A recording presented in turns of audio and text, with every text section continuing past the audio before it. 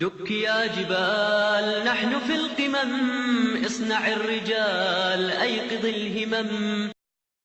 maanta heeso waxay noqdeen shay intishaar waxay noqdeen shay lagu faantamo waxay noqdeen waxyaabo dadka lagu soo dhaweeyo ilaa heer lagu magacaabay inay yihiin hanuunin ayaa lagu tilmaamay qur'aankii wax hanuunin lahaa dib u dhac ayaa loo arkay maanta wallaahi fidna ka weyn ma jirto heesihii shayaadiinnimada gabdhihii sunnaadda ahaa kuwii xaqa alla diiday ay ku socdeenna waxaa loo arkay waxyaabo hanuunin ah waxaad maqlaysaa hoballadii hanuuninta waxay hanuuninayaan maxay yihiin dadkay waxay ku hanuuninayaan naarta waxaa imaan doona buu dhahay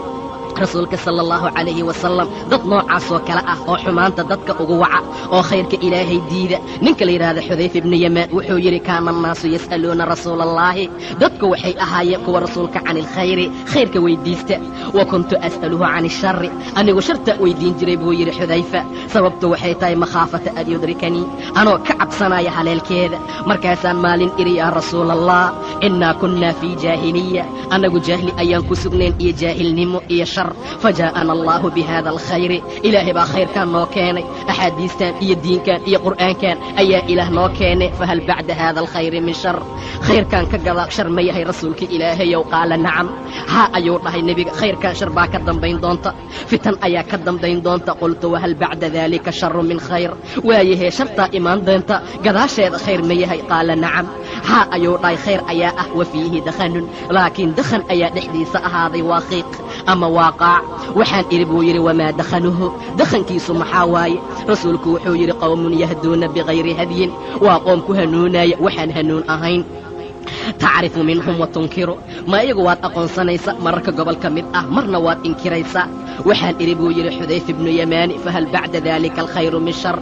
خير كاس كقضاء شرك لما يهي رسولك إلهي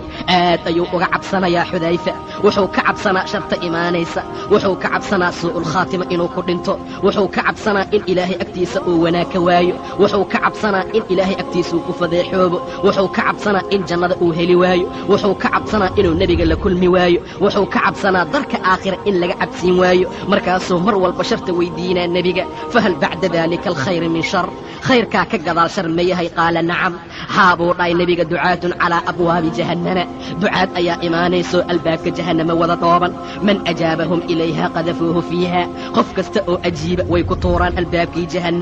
جهنم الباب كي ذي كرذايا ما أنت هنون انتي هسهي النقذين هنون انتي قمرة أول لعبين النقذين هنون انتي قبيلك وحيدك سدين النقذين وردعاة النوع عصا إسكا إلالية الباب كجهنم أي تاقيهين مع ذلك قفكي أجيب قفكي راع جهنم الباب هذا أي كرذايا حذيفة وحو يري قلت يا رسول الله صفهم لنا نوت المنبق في أن أغانا ضدك وأن إسقى إلالين رسولك وحو هم من جلدتنا